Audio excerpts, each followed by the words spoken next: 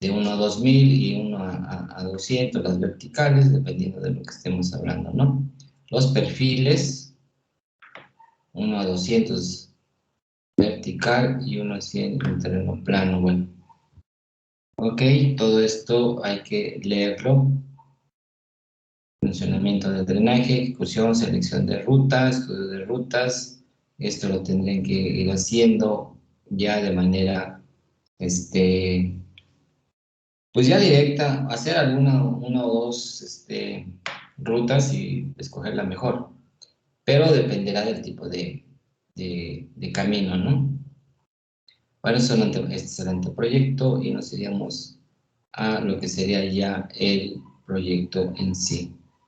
¿Ok? Entonces ahí viene todo, secciones transversales, aquí está, proyecto ejecutivo, cálculo del elemento horizontal, cómo se hace, todo el PI, PT, principio de espiral, ET, final un punto sobre la espiral, punto sobre la curva, todos esos datos los vamos a ver.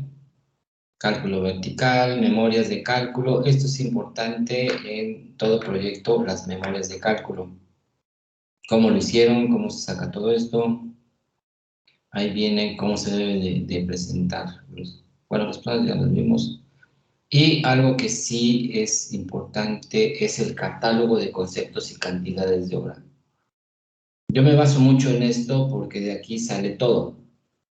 Independientemente de ver si la curva está bien o si la curva está mal, eso ya la misma normatividad no los dice, pero me tengo que ir al catálogo de conceptos para ver si están correctamente todos los elementos que se tienen que utilizar para hacer este proyecto geométrico.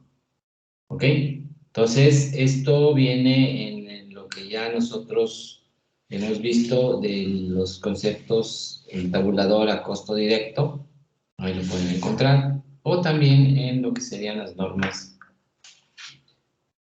de la CT. Otra de las características principales de todo proyecto son las especificaciones de construcción y los procesos constructivos. También yo me voy mucho a ver los procesos constructivos debido a que ahí se está manifestando cómo se tienen que hacer las cosas. Y hay que tener cuidado. Si ustedes copian totalmente literal lo que dice la norma y lo transcriben en su proyecto, está automáticamente mal su trabajo. ¿Por qué? Porque lo que dice la norma es de forma general y lo que van a hacer ustedes es de modo específico. Yo quiero saber cómo hacer mi carretera que estoy presentando, no mi carretera de forma general. Entonces tengan cuidado, ustedes saben procesos constructivos y sabrán hacer esos procesos constructivos de acuerdo, obviamente, a lo que dice la norma, pero no me van a transcribir lo mismo que dice la norma. Entonces, todo lo que son especificaciones de construcciones y procesos constructivos, esos yo los veo muy bien porque ahí están plasmando todos los conocimientos que tienen acerca de esto. Entonces, estos dos puntos son esenciales, lo que es el catálogo con su presupuesto y las especificaciones de construcción de todo el proyecto, llámese terracería, obras de drenaje, proyecto geométrico, todo.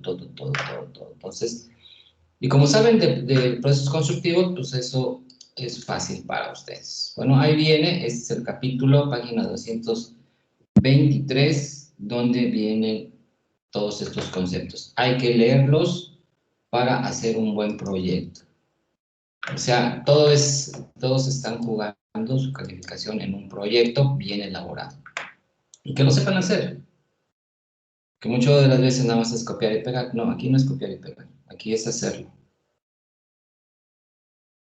Después platicaremos ya del proyecto en sí, las características, condiciones y requisitos mínimos para hacer este proyecto. Pero ahorita es leer acopio de datos y más datos. Bueno, ahora nos iríamos ya, con eso terminaríamos selección de ruta, trazo, etcétera, etcétera, y todo lo concerniente a el proyecto, lo que se tiene que hacer en un proyecto ejecutivo. Ahora nos vamos a lo que sería lo correspondiente al capítulo 2, elementos básicos de diseño vial. Ya lo que realmente nosotros vamos a ver en lo que corresponde a nuestro proyecto geométrico. ¿Ok? Bueno, ahorita regresamos al manual porque se les serían cálculos. Ok, vamos ahora a ver lo que sería lo relativo a el proyecto. ¿Ok? Entonces, ahí está proyecto y vamos a ver de qué se trata. Ya tengo todo el acopio, ya sé por dónde va a ir, etcétera, etcétera. Y ahora sí voy a empezar a tirar líneas para empezar a trabajar a hacer esto. Y entonces, el proyecto, como ya lo hemos mencionado, pues debe de ser todo el procedimiento, todo el proceso que se ha hecho de lo que yo estoy considerando que voy a construir, donde intervendrán los elementos principales, que serían los alineamientos horizontales y verticales, así como los de las secciones transversales correspondiente a este diseño que yo estoy haciendo mediante un eje, el cual va a ser el que me va a representar de manera inicial el comportamiento tanto horizontal como vertical. Y una vez que tengamos el alineamiento horizontal y vertical, pasaríamos a secciones transversales para elaborar lo que serían ya todo lo que es volumetría y determinar los movimientos de tierras, así como el elemento principal de las terracerías, que serían ya lo que sería el proyecto de la subrasante. Pues vamos a ver todo eso. Ok, entonces este proyecto que se va a hacer debe de incluir pues, toda la información, tanto de tipo geotécnico, como debe ser topográfico, como debe ser hidrológico, topohidráulico, o sea, todos los elementos que van a establecerse dentro de mi análisis. Entonces voy a hacer una radiografía de todo lo que todo lo que incide en el diseño de mi camino. Entonces, ¿dónde hay terraplenes, dónde hay cortes, dónde vienen obras de drenaje, dónde vienen diferentes procesos de mejoramiento debido al tipo de suelo, algunas situaciones ya topográficas, de curvas, etcétera, etcétera. Y después, ya que tengamos todo eso, vendría ya la volumetría para saber cuánto es de desmonte, de despalme, de corte, de terraplén, de la capa subyacente, capa subrasante, hasta llegar hasta ese nivel. Pero todo va a ser de acuerdo a nuestro perfil. Aquí estamos viendo un perfil. Esta es una curva masa y este es un perfil de mi camino. Este proyecto, como hemos visto, y aquí estamos viendo una imagen, cómo y dónde deberán de construirse las obras de drenaje. Punto importante de la dimensionamiento. Cabe señalar que en obras de drenaje no diseñamos en sí la obra como si fuera un diseño estructural, sino que nosotros proponemos la obra y comprobamos si la obra funciona o no funciona. Lo único que hacemos es corroborar que mi obra de drenaje sí va a funcionar de acuerdo a los escurrimientos que se producen en las zonas altas y que van a ser este escurrimiento, y una de las características que debemos de tener es que no cortarle el paso al agua, sino que dejarla pasar, pero que pase de manera correcta. Tampoco se trata de hacer obras gigantescas donde no va a pasar nunca el agua y obviamente pues estamos haciendo obras que no sean correctas. Y tampoco obras tan pequeñas que resulten que se van a tapar y se van a caer, como ha pasado ahorita con estas situaciones de las lluvias. Pero como son lluvias atípicas que no estaban consideradas en el diseño, pues obviamente la obra que se diseñó era correcta para esa lluvia de manera ya conocida, de acuerdo a lo que ustedes conocen de las isoyetas y todos esos datos que van a requerir para determinar los escurrimientos, donde ustedes van a tener sus datos de la máxima precipitación, etcétera, etcétera. Bueno, entonces, pero sí, una vez que diseñemos o que comprobemos la obra de drenaje, pues tenemos que dimensionarla, ¿no? Ok. Todo lo relativo a este tránsito, todo lo que a transporte, toda esa información que ya la tenemos, la vamos a utilizar para establecer todas estas características, tanto de alimentos horizontales y verticales. Ok, bueno, entonces eso es lo que se va a hacer de manera general. Ahora, el proyecto geométrico está basado en las características geométricas que nos dice que podemos utilizar este manual de proyecto. Aquí estamos viendo el manual de proyecto geométrico 2016 y este es el 2018. O sea, no hubo muchas diferencias porque pues, en 2 años no había tanto problema. Pero teníamos antiguamente, desde 1990-91, teníamos un manual que no había sido modificado hasta el 2016. Hubo una situación que en el 2016 no quedó correctamente establecido este manual y hicieron otro para el 2018 que es el vigente.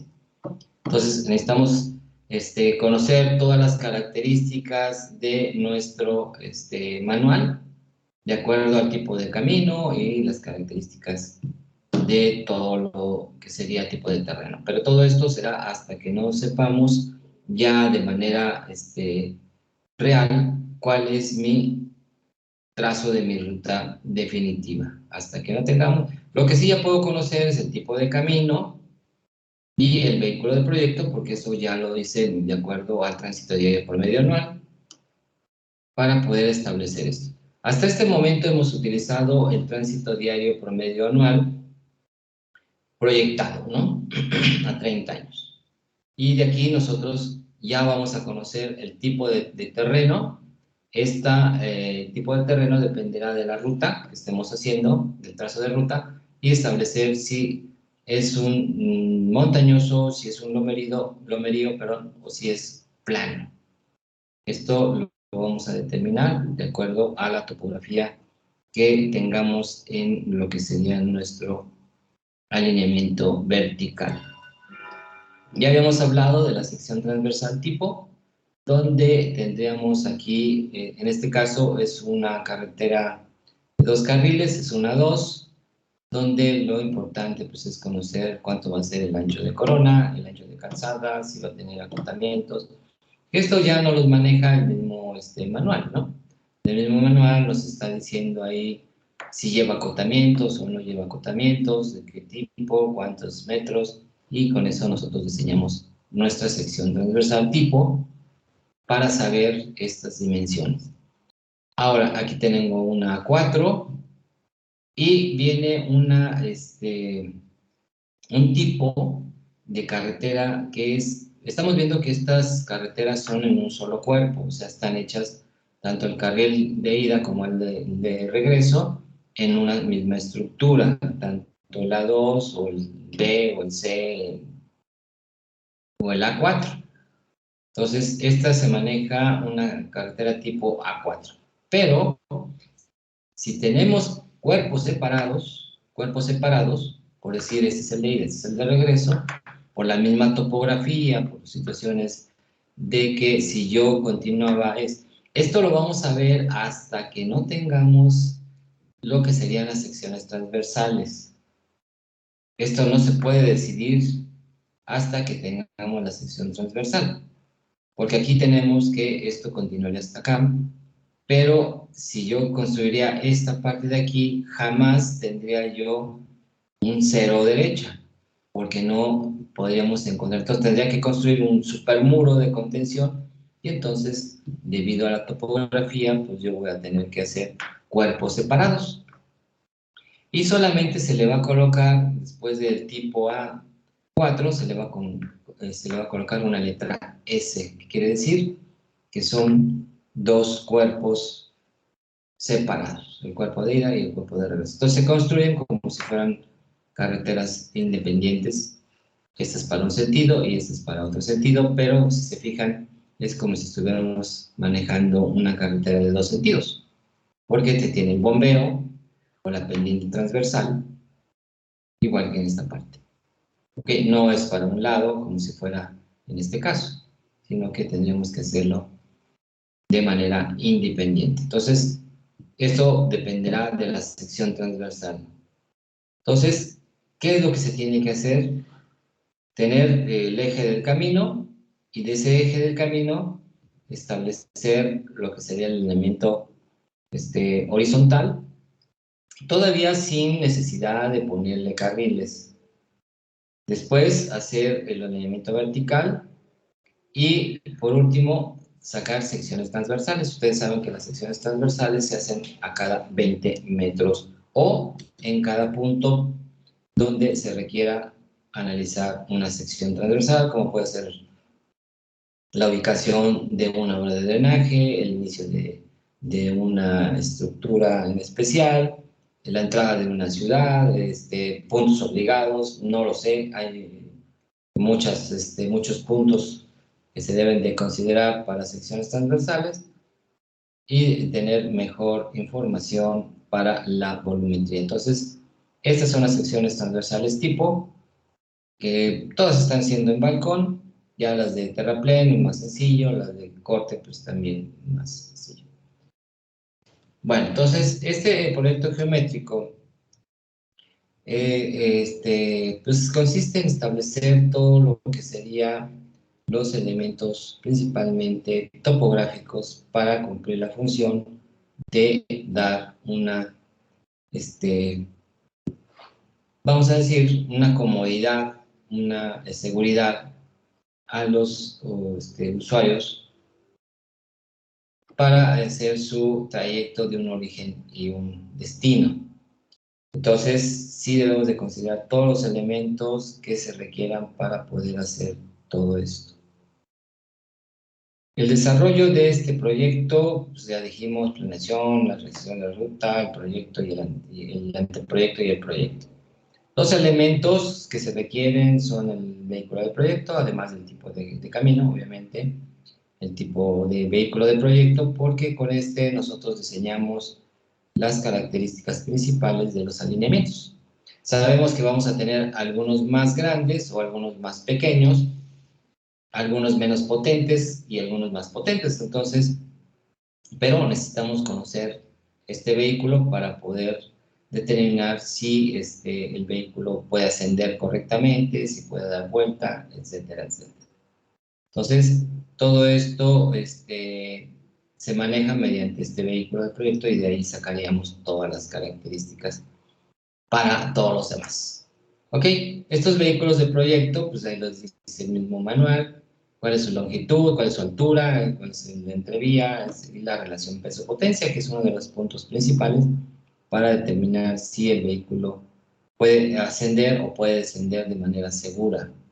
Además de conocer los radios de giro que tienen estos vehículos para lo que serían las ampliaciones en las curvas y determinar cuánto sería ya en el análisis los volúmenes necesarios para mover, ya sea terraplanes o cortes. La velocidad de proyecto es otro de los elementos que se considera para establecer los elementos que va a contener mi carretera y obviamente que tengan la seguridad conveniente. ¿Ok? Entonces, esta velocidad del proyecto dependerá obviamente del tipo de camino y el tipo de terreno. Y de ahí salen muchas dimensiones para este proyecto geométrico. Ya tenemos establecidas algunas velocidades de acuerdo al tipo de camino. 30-90, 40-100, 50-110 y 70-110. Obviamente un camino tipo D no vamos a meter zonas a 90 kilómetros por hora, porque sería una locura, ¿no? Por el tipo de estructura. Pero nos dan la velocidad máxima. ya nosotros tendríamos que determinarlo de acuerdo a las características topográficas. La distancia de visibilidad de parada, que esto ya le hemos estado mencionando muchas de las veces, para saber cuánto es la distancia que tarda en frenar un vehículo de acuerdo a la velocidad que lleva, ¿no? Entonces tenemos ahí que la distancia de reacción son 15 metros y ya la del frenado serían de 10 metros. Actualmente el sistema de frenos de la mayoría de los vehículos, sobre todo ya de vehículos de gran peso, ya tienen en el mismo sistema de transporte los famosos frenos tipo ABS, o sea, son antibloqueo. Ya no se van a bloquear las ruedas y ya no va a patinar el vehículo. Algo que esto se les debe de capacitar a los operadores, bueno, todo el mundo lo debe de saber, que cuando frena uno con este tipo de sistema de frenado, ya nosotros no vamos a sentir que el vehículo se detiene de manera que estén patinando las llantas, sino que este sistema hace que vaya frenando mucho más efectivo, pero el conductor no lo siente. Él percibe que no está frenando. Entonces, muchas de las veces no conocen el sistema ABS o nunca han sentido cómo funciona y levantan el freno para volver a frenar y en ese momento pues el vehículo se dispara más rápido hasta que vuelva a entrar este sistema y entonces ya no va a ser la distancia que sería considerado. Entonces, este sistema ABS sí está comprobado que frena en menos distancia. También, y una de las condiciones que esto nos ayuda, sobre todo en situaciones de pavimentos que tengan agua o algún líquido que nos haga patinar. Al no detenerse totalmente las ruedas, no patinan, o sea, no se bloquean totalmente. Entonces hay que saber. Entonces aquí sí hay que checarlo. Pero para cálculos manejamos estas distancias. Entre mayor distancia consideremos, pues es un poco mejor nuestra seguridad. Y ahí tenemos las velocidades de parada, dependiendo de la velocidad de proyecto, cuál es la distancia en reacción. Pero aquí estamos hablando de una distancia de visibilidad de parada en pendientes del 0%, o sea, plano. Y entonces pues, necesitamos también conocer de acuerdo a la pendiente que tenga mi camino, porque esto puede ser positivo o puede ser negativo, ¿no? Ok, la podemos utilizar como valor promedio para hacer nuestro diseño.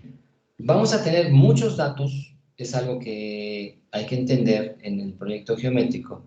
Nosotros calculamos unos datos, por decir aquí la distancia a 80 kilómetros por hora, nos dice que tenemos, la calculada es de 129, pero para diseño son 130. ¿Ok? Ustedes la pueden calcular y a lo mejor les sale un poco más porque la distancia de reacción es mucho más larga y la pueden utilizar. No hay ningún problema. Esto ya sería a criterio del diseñador. Pero entendiendo que vamos a tener datos donde nos establecen promedios.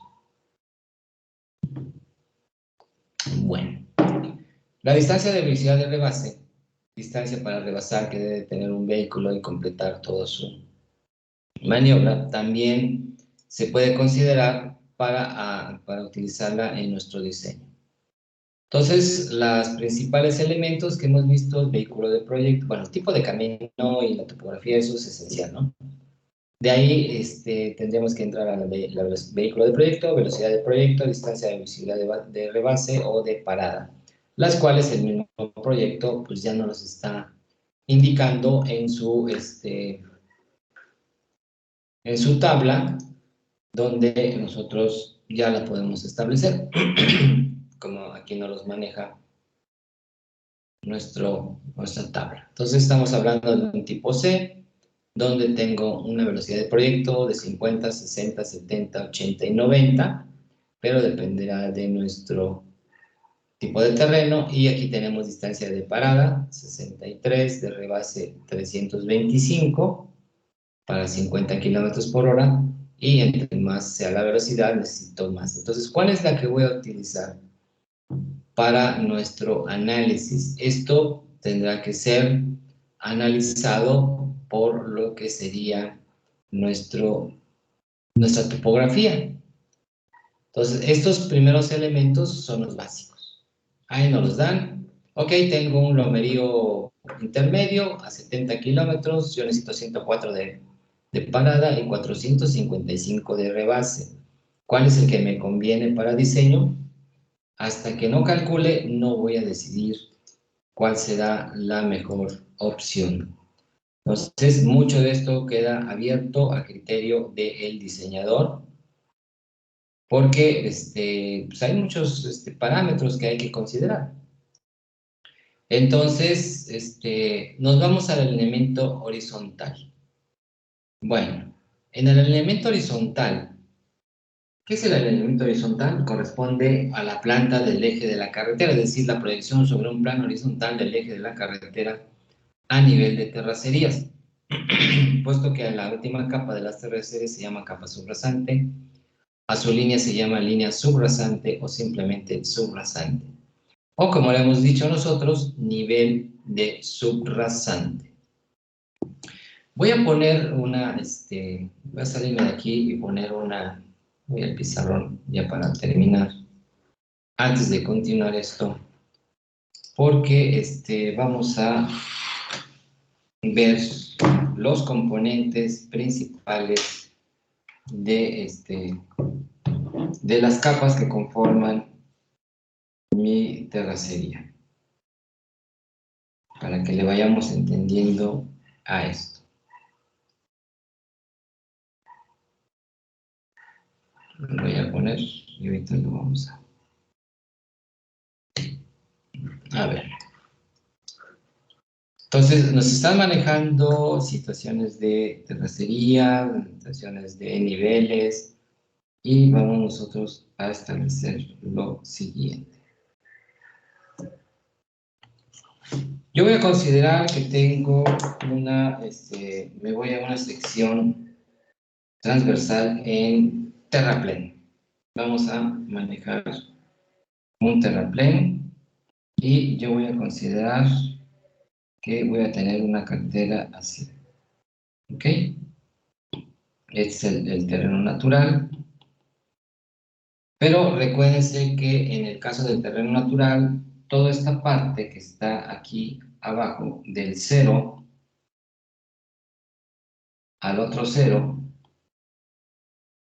toda esta parte que está aquí abajo, todo esto, deberá estar limpio. Que es decir, eliminar la capa vegetal. Y eso nosotros... Profe, no vemos lo que nos está transmitiendo. Inge, no sé si Ok. sea el único, pero no veo el pizarrón. No, es que no se conectó. Ahorita lo vemos. Esto, ya saben que la tecnología, cuando entra, entra. Cuando no, no entra. No, no entraba. Ya entró. Esta es la problema. Ok, ahí está nuestra sección transversal. Esto era nuestro terreno natural. Aquí está el terreno natural y ya está. Es que faltaba se conectara. Ya se conectó. Entonces, esta es una capa que estamos hablando que es un terraplén. Es una de las tres elementos que nosotros vamos a tener con ese terraplén. Corte en balcón, que es es una sección transversal la que estoy haciendo, y corte en cajón. Este es un terraplén. El terreno natural, pues obviamente va a tener un nivel de terreno natural, y este nivel que nosotros vamos a manejar, y esto le vamos a decir, todo esto son terracerías. Estas son las terracerías, que es material que voy a utilizar de los cortes para poder hacer este terraplén. Estas terracerías van a terminar en lo que le voy a llamar nivel de subrasante.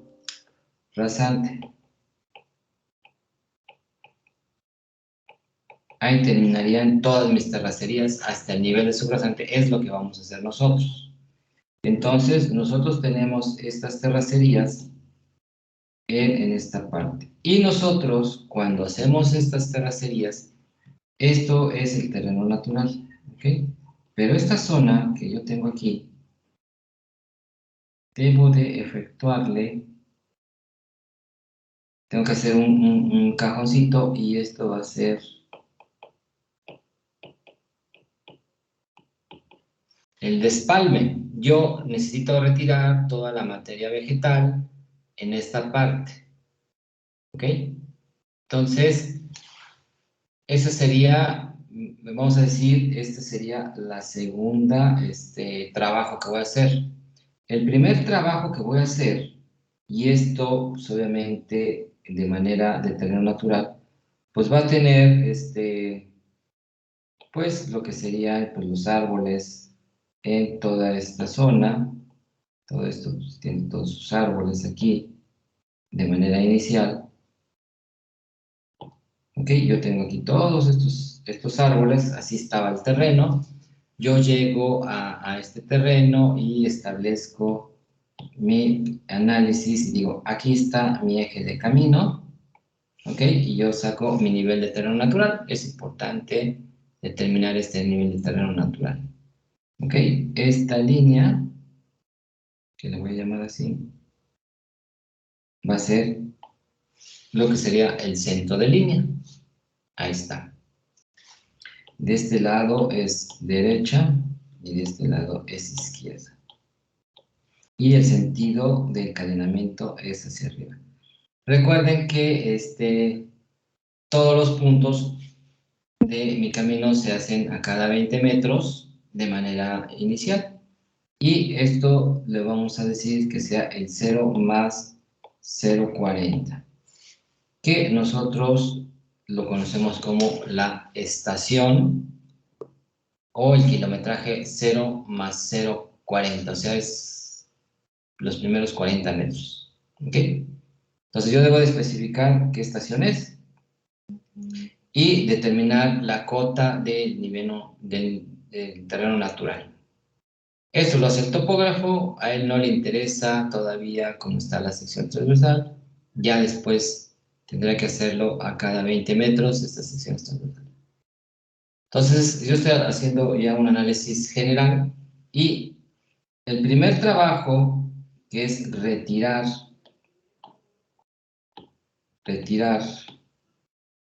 todos los árboles y todo lo que sea maleza, todo lo que sea ahí, se conoce con el nombre de desmonte. Es el primer paso, es el desmonte. Ya hice el desmonte, quité árboles, troncos, etcétera, etcétera. Y el segundo punto o el segundo paso es el despalme de la zona donde voy a trabajar. Pero recuerden que esta zona donde voy a trabajar pues solamente será hasta que haga mis secciones transversales. Bueno, pero estamos viendo los elementos que se están conformando. Entonces tengo desmonte, despalme y voy a construir mis terracerías. ¿Y por qué voy a construir este terraplén? Ah, porque esto, el nivel subrasante, dependerá de lo que sería mi terreno natural. ¿Ok? Este es mi perfil.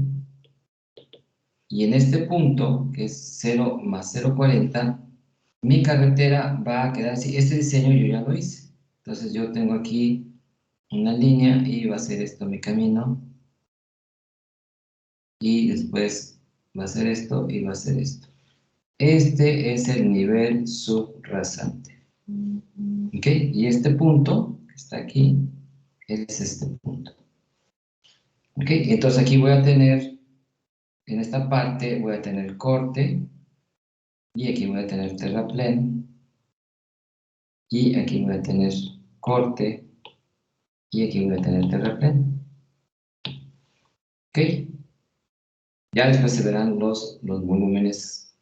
Pero este nivel de terreno natural, aquí está, y de acuerdo a mi proyecto, yo determino el nivel subrasante. Ya está mi nivel subrasante y en esta parte pues voy a hacer un terraplén. Todo esto se llaman terracerías desde el punto, que sería desde aquí, porque ya está despalmado, hasta aquí. Todo esto se llaman terracerías. Y dentro de las terracerías vamos a identificar 3 capas.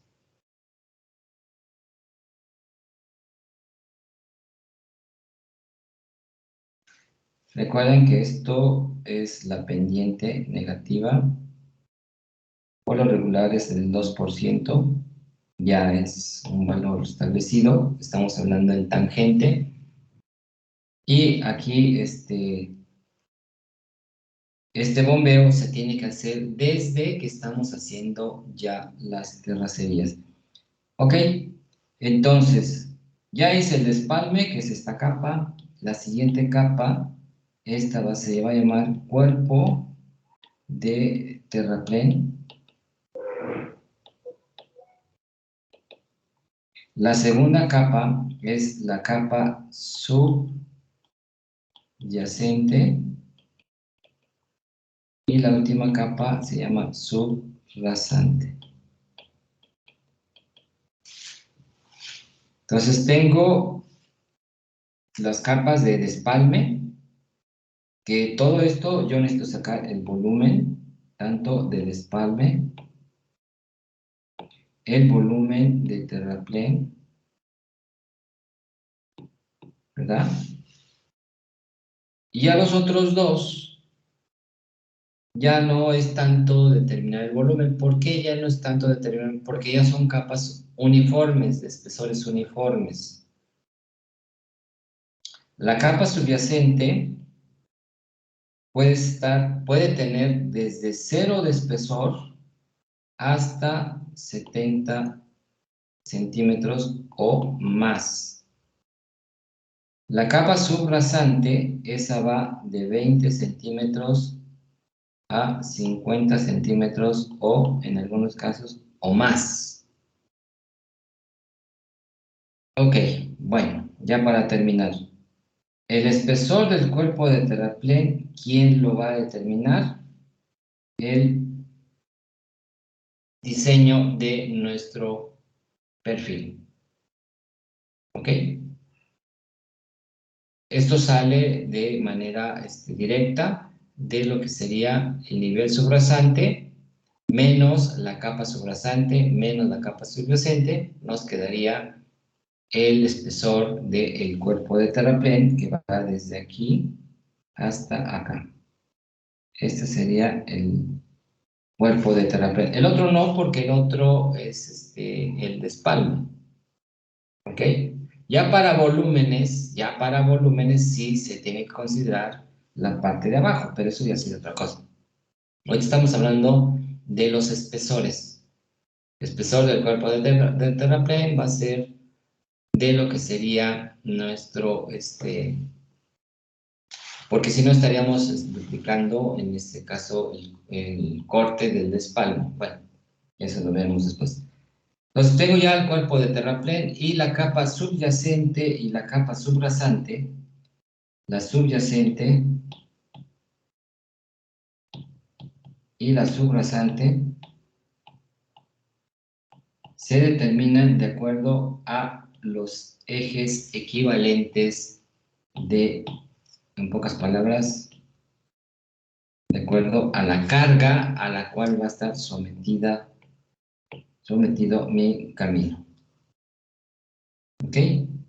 Entonces, los espesores de la subrasante y de la subyacente dependerá de la carga que se tenga en mi camino.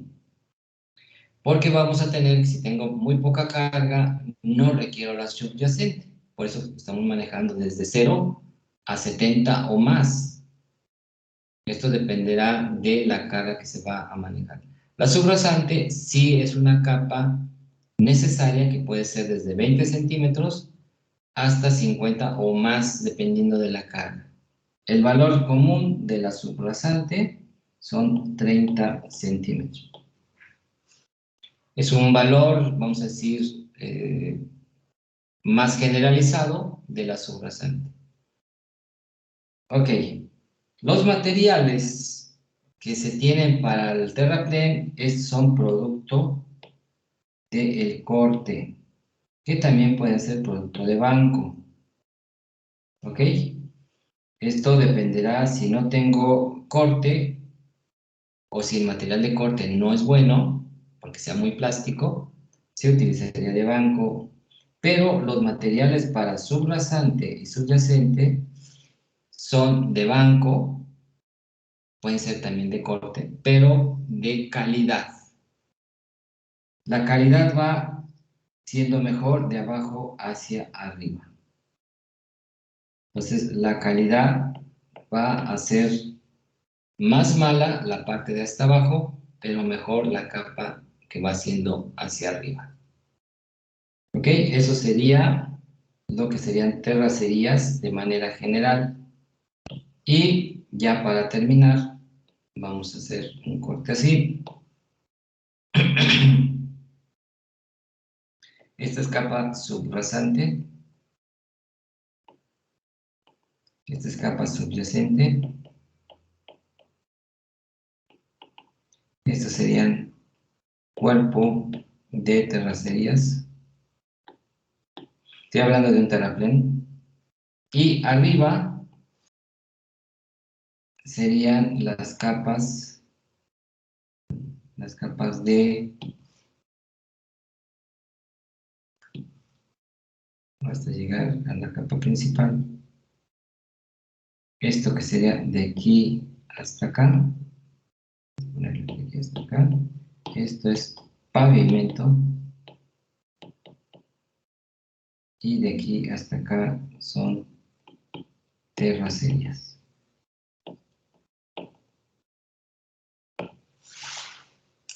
Entonces, las capas de pavimento, pues ahorita estas no me interesan, todas estas capas no es. Y este punto es nivel de rasante. Y este punto, aquí, es nivel de subrasante. Entonces, nosotros vamos a determinar todo lo correspondiente a las terracerías, hasta llegar al nivel de subrasante. Eso sería el esquema general. A partir de aquí hacia arriba es mediante ejes equivalentes. De aquí hacia abajo es de acuerdo a el terreno natural. Ok, vámonos. Nos vemos el día de mañana, porque ya nos colgamos un poco. Si tienen preguntas, muchas gracias. mañana. Hasta mañana, Inge. Hasta mañana, bye. Mañana, Inge. Hasta mañana.